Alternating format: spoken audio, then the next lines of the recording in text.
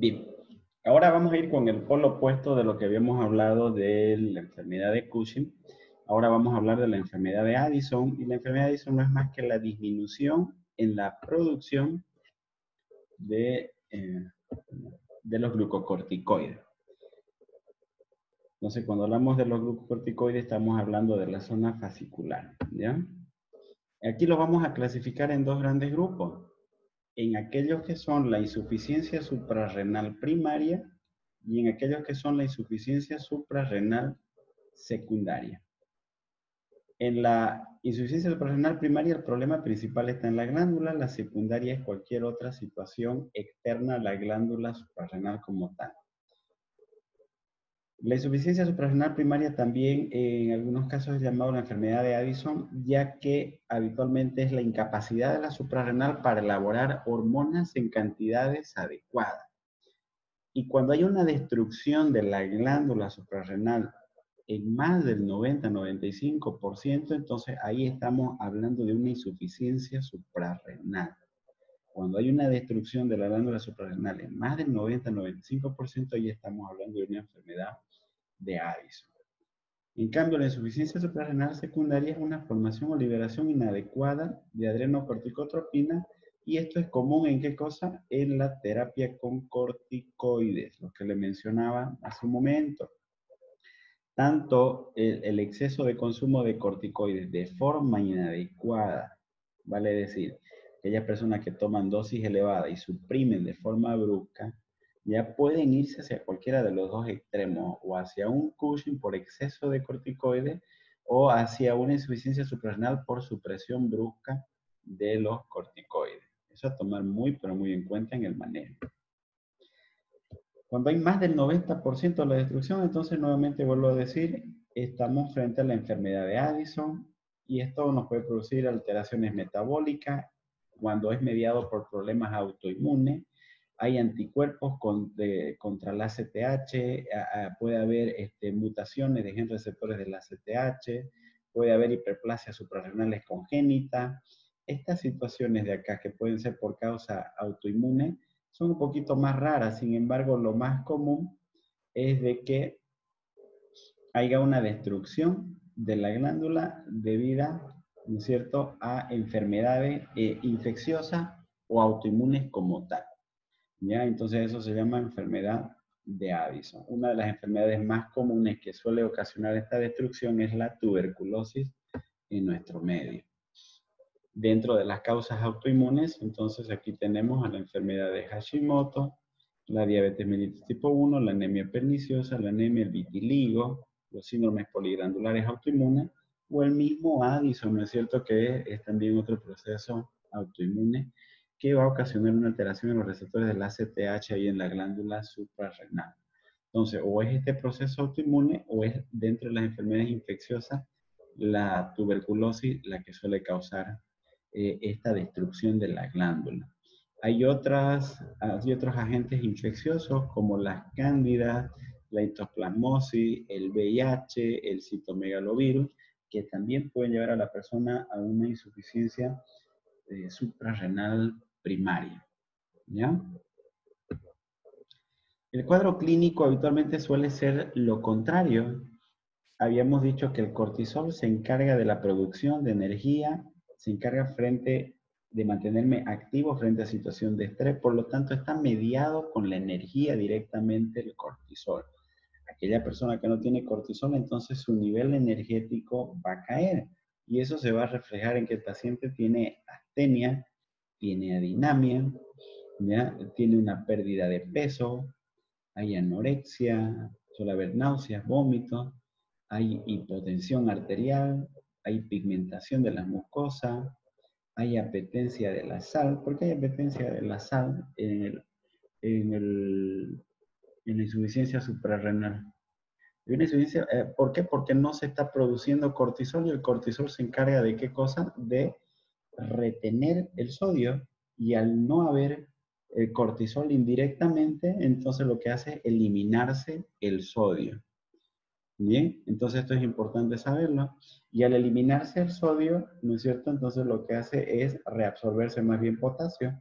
Es por eso que en estos casos los pacientes se manifiestan con hipoglucemias, anoten eso, se manifiestan con hipoglucemia, con hiponatremia, con hipotensión arterial y con hipercalemia. Es la famosa enfermedad de las 4H. ¿Listo? Hay hiperpigmentación cutánea en los casos que están mediados por la ACTH, ya que cuando se produce ACTH se produce la promielanocortina, mejor dicho, la promielanocortina, y esto está directamente relacionado como estímulo para la producción de melatonina en la piel, y por lo tanto cuando no hay esto, entonces automáticamente se comienza a hiperpigmentar más bien la piel. ¿Ya? Entonces hay una hiperpigmentación cutánea. Es un dato que es muy frecuente, agarran y ven la palma de la mano, y en los pliegues de las palmas se va a ver mucho más negrito, en los codos, en el cuello e incluso en las encías se suelen ver de mayor coloración.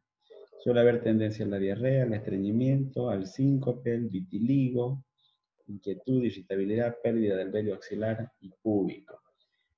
Es muy común que estos pacientes tengan síncope. ¿Por qué motivo? Por las hiponatremias severas con las que se suelen presentar a la emergencia. Y eso suele ser uno de los motivos. Están hipoglucémicos, están hipotensos, están hiponatrémicos, están pálidos, están flaquitos y encima están hiperpigmentados, pues entonces el diagnóstico está muchísimo claro, muchísimo más claro, ¿no? Entonces estamos frente a una insuficiencia suprarrenal. Si es un fenómeno autoinmune, entonces es un Addison. Si es por un proceso infeccioso, como insuficiencia suprarrenal, debido a un proceso infeccioso como tal. Aquí importante la dosificación del cortisol basal, ¿ya? Entonces, si es menos de 3 microgramos por decilitro, entonces estamos frente a una insuficiencia suprarrenal. Entre 3 y 18 tengo que hacer un test de TSH. Si al hacer el test del ACTH, el cortisol me sale menos de 18 microgramos, entonces de la misma forma estoy frente a una insuficiencia suprarrenal. Lo ideal es que me salga más de 18 microgramos para decir que estoy dentro del rango. Ahora, cuando está relacionado a la ACTH, miren acá nuevamente, ACTH aumentada, insuficiencia suprarrenal primaria. ACTH normal o baja, insuficiencia suprarrenal secundaria. La ACTH aumentada, ¿no es cierto?, significa de que mi organismo detectó poca cantidad de producción de cortisol, se activó el mecanismo de feedback y mandó un estímulo al hipotálamo, luego la hipófisis liberó ACTH y comenzó a aumentar su cantidad con el afán de que esa glándula produzca más cortisol. Bien. En cambio, en la insuficiencia suprarrenal secundaria, el problema no está en la suprarrenal, el problema está de forma exógena. Estoy dando demasiados corticoides como ejemplo. Y entonces la ACTH ahí es normal o baja directamente. El tratamiento en estos pacientes es darle corticoides. Hidrocortisona, si está con una insuficiencia suprarrenal aguda, ya entonces, y está hiponatrémico además, doy una dosis de un corticoide de acción rápida, de hidrocortisona, y dejo de mantenimiento fludrocortisona. Esto me va a ayudar a aumentar el sodio principalmente. No se olviden que la fluorocortisona lo voy a dar como mantenimiento para cuando el paciente salga de su problema neurológico. La hidrocortisona lo utilizo porque el paciente está somnoliento, está con sintomatología neurológica. Comienza a recuperar, pero el sodio está a 125, 128, ya no es necesario darle más corticoide de acción rápida, le doy uno de acción prolongada, fluorocortisona. Hay una situación que se llaman crisis suprarrenales. Y las crisis suprarrenales son la intensificación rápida y fulminante de una insuficiencia suprarrenal crónica que en general son desencadenados por procesos sépticos o estrés quirúrgico. Y se acentúan acá las náuseas, los vómitos y el dolor abdominal.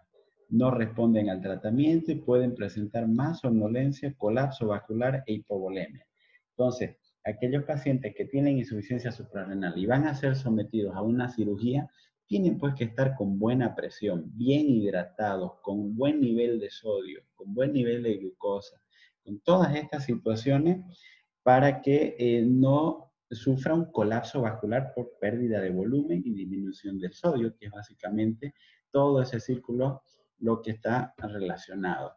¿Ya? Entonces aquí hay una lista grande de procesos que pueden ocasionar una crisis suprarrenal. Entre ellas principalmente están los relacionados a trauma, los relacionados a cirugía, procesos inflamatorios o infecciosos, ¿ya? Las coagulaciones intravasculares diseminadas, etcétera. Principalmente lo que quiero que sepan es las situaciones que me pueden llevar a una hipovolemia, una simple deshidratación o una cirugía no hidratar adecuadamente o un proceso séptico son los más comunes. El tratamiento acá es prevenir las infecciones y de haber hay que aumentar la dosis de los corticoides. Hay que hidratarlo adecuadamente. Estos pacientes como hacen hipoglucemia, entonces tendré que dejar yo soluciones de soluciones glucosadas mezcladas con solución salina. En esos casos se llaman soluciones glucosalinas asociados con corticoides, primeramente endovenoso y luego, ¿no es cierto?, en horario. Una vez reponga todo esto, entonces ya tendré que dejar una dosis de mantenimiento si es que el paciente no ha recuperado.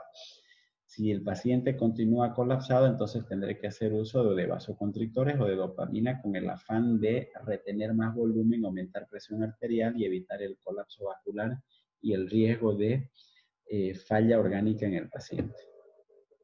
Muy bien, entonces hasta ahí hemos hablado de lo que es corteza suprarrenal y ya para terminar un poquito de feocromocitoma, que es un tumor que se genera en la médula suprarrenal en las células cromafines de los ganglios simpáticos y que estos se producen, almacenan y secretan catecolamina. Es muy común en mujeres, en adultos jóvenes y en los hipertensos como causa en el 0.1%. Es aquí donde se localiza habitualmente en la zona medular los feocromocitomas. Ahora, estos feocromocitomas pueden ser suprarrenales o extrarrenales. Lo más común en un 80% de los casos es que sean suprarrenales, que estén localizados en el lado derecho. Menos común es que sean bilaterales, solo en un 10%. Pueden ser extrarrenales, productores de catecolamina, en tumores abdominales, en un 86%, dentro de este 10% del total. En relación al tamaño suelen ser menos de 10 centímetros, benignos en un 90%, muy vascularizados y producen grandes cantidades de noradrenalina en primer lugar y segundo de noradrenalina. En cambio, los que son extrarrenales, el tamaño suele ser menos de 5 centímetros, pesan entre 20 y 40 gramos, son más chiquititos y producen más que todo noradrenalina. En estos casos, obviamente, como hay una vasoconstricción bastante, pero bastante intensa, esto ocasiona que disminuya el flujo sanguíneo y por lo tanto que haya una necrosis dentro del tumor con secreciones de diferentes péptidos, opiáceos, adrenomedulina, endotelina, eritropoyetina, neuropéptidos, etc. Y un montón de sustancias que se liberan y como finalidad de todo esto lo que te va a ocasionar por esa vasoconstricción bastante intensa es una hipertensión sostenida que puede llevarte a una crisis hipertensiva. Esto es muy común. Yo, por ejemplo, a manera de anécdota, cuando estaba en la universidad tenía un un condominio donde vivíamos varios estudiantes y él era con mi vecino, ¿ya? Vallegrandino él, y nos poníamos a estudiar en la plaza en las noches con él. Y resulta de que él no me contó qué problema era que tenía él de base. Y en una de esas noches agarró él y comenzó a presentar un dolor de cabeza totalmente intenso desde el inicio. Comenzó a transpirar, siendo que en la noche habitualmente allá es friecito en Cochabamba, y comenzó a tener palpitaciones y dolor precordial, que habitualmente, que por cierto, los tres primeros que le mencioné es la famosa triada del feocromocitoma, y además comenzó a presentar una inyección conjuntival bastante importante, muy rojo sus ojos. Nos fuimos a la emergencia y su presión arterial estaba a 220, 150. estaba en crisis hipertensiva. Después de una serie de internación en terapia intensiva y posteriormente de habérselo estudiado la causa de su hipertensión en personas jóvenes, se llegó a la conclusión de que tenía un feocromocitoma. ¿Ya? Entonces, él cuando llegaba a la época de exámenes, liberaba grandes cantidades de adrenalina por las situaciones de estrés que significaba, y significaba para él una situación de crisis porque sabía que podía desencadenarse nuevamente una crisis hipertensiva. Era bastante preocupante para él. Al final tuvo que someterse a una cirugía donde le costó la recuperación mucho tiempo y dejó la universidad y bueno, recién hace poco tiempo él ya logró concluir y ahora trabaja en un centro de salud donde no es la situación de estrés bastante importante. Pero miren la situación a la que te puedes ver involucrado cuando no haces un estudio correcto del caso. Bien, entonces pueden ocurrir bajo la forma de paroxismo, pueden haber hipotensión o shock postquirúrgico postraumáticos inexplicables cuando operan en estos casos. ¿Ya? Pueden llevar un edema pulmonar no cardiogénico, hipercalcemia, insuficiencia renales por radiomiólisis, por isquemia muscular. Para hacer el diagnóstico se requiere una muestra de orina de 24 horas cuando el paciente esté hipertenso o presente síntomas. Antes se dosificaba el ácido betilmallénico, las metanefrinas, la catecolaminas libres, la adrenalina. En varios estudios se ha visto que el que tiene mejor utilidad son las metanefrinas en plasma, y cuando estas son mayores a 1.3 veces su valor normal, ¿ya? Entonces se ha visto de que es muy sugerente de un feocromocitoma, y ahí el siguiente paso es hacer estudios de imagen para corroborarlo. Entonces, ¿cómo lo corroboró? A través de una tomografía, puede utilizar imagen por resonancia magnética o tomografía por emisión de positrones o gammagrafía por radiofármacos. ¿Ya? En cualquiera de esas situaciones, y dependiendo del tamaño que sea, pues entonces se va a apreciar, ¿no? El tratamiento en estos casos es hacer un bloqueo adrenérgico, idealmente con fenoxibenzamina, es el tratamiento de primera línea. En otros hospitales, lo que en el caso de mi compañero y colega, se utilizó en ese entonces la fentolamina con muy buena respuesta. Y en otros hospitales del mundo utilizan la prazosina, directamente la fenoxibenzamina, con muy buenos resultados. Y se deja de mantenimiento a largo plazo ya el propanolol de 10 a 20 miligramos cada 6 a 8 horas, solo después del bloqueo alfa completo, o sea, solo después de que normalice la presión arterial en el paciente. Entonces, como mantenimiento sigo este otro esquema para evitar el riesgo de efecto paradójico con taquicardias o arritmia. La mortalidad quirúrgica es baja, del 2 al 3%, la extirpación quirúrgica en 95%, ¿ya? A 5 años se ha visto que pueden haber nuevamente feocromocitomas en menos del 50%, y la recidiva es del 10% a pesar de realizar la extirpación quirúrgica. ¿Ya? Son menos del 50%, en realidad son los malignos.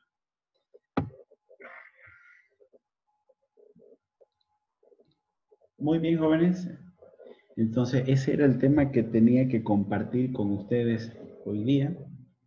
Espero de que se haya podido entender. Yo sé que no es nada fácil a veces cuando uno por primera vez quiere leerlo, entenderlo todo esto. A veces en algunos libros lo hacen mucho más complejo. Entonces, lo voy a subir yo de igual forma a la plataforma para que ustedes puedan nuevamente volver a escuchar hasta que se les quede grabado. No es complicado, y más aún cuando ya lo ven en la práctica médica ya se les hace un poco más fácil. Bien, entonces los conceptos más importantes de diagnóstico, de clínica que les he mencionado son sumamente importantes para que ustedes puedan sospechar de esta enfermedad. ¿Ya?